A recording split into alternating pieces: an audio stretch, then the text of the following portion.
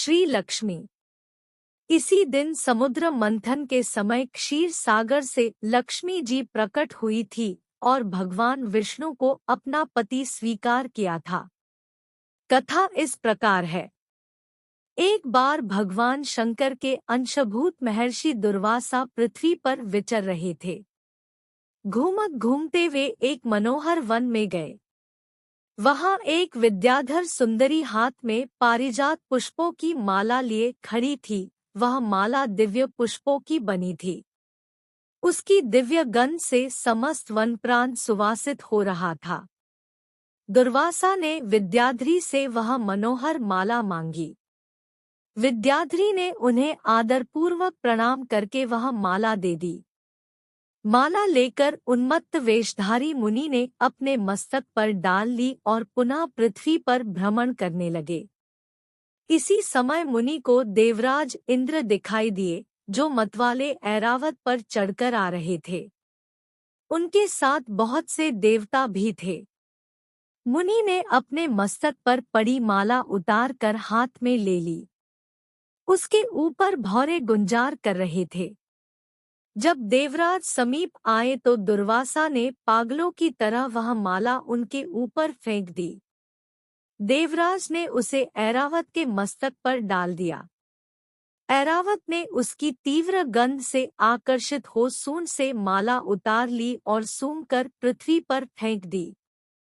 यह देख दुर्वासा क्रोध से जल उठे और देवराज इंद्र से इस प्रकार बोले, अरे ओ इंद्र!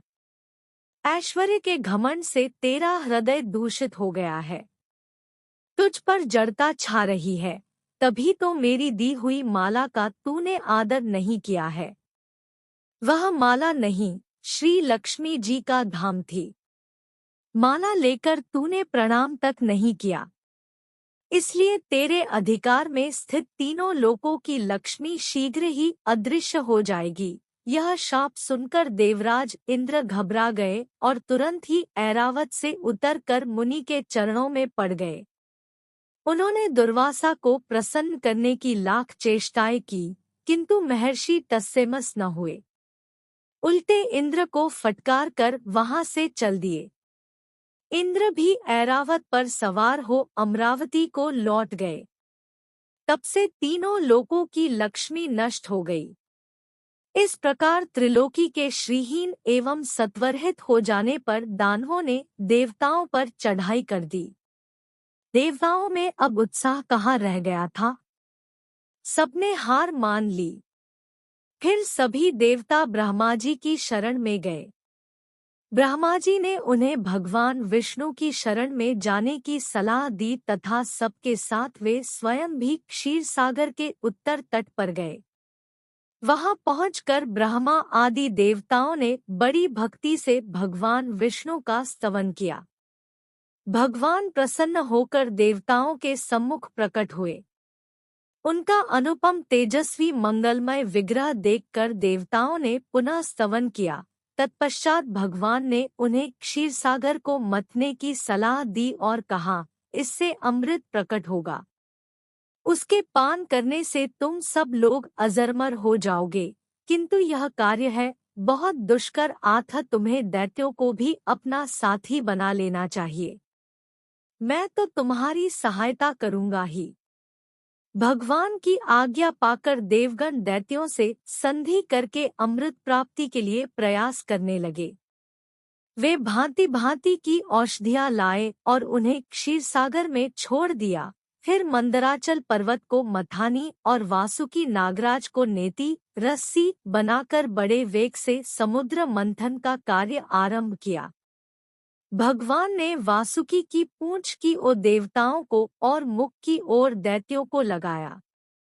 मंथन करते समय वासुकी की निःश्वासाग्नि से झुलसकर सभी दैत्य निस्तेज हो गए और उसी निःश्वास वायु से विक्षिप्त होकर बादल वासुकी की पूंछ की ओर बरसते थे, जिससे देवताओं की शक्ति बढ़ती गई।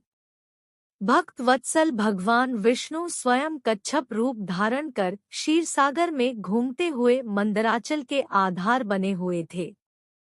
वे ही एक रूप से देवताओं में और एक रूप से दैत्यों में मिलकर नागराज को खींचने में भी सहायता देते थे तथा एक अन्य विशाल रूप से जो देवताओं और दैत्यों को दिखाई नहीं देता था, उन्होंने मंदराचल को ऊपर से दबा रखा था।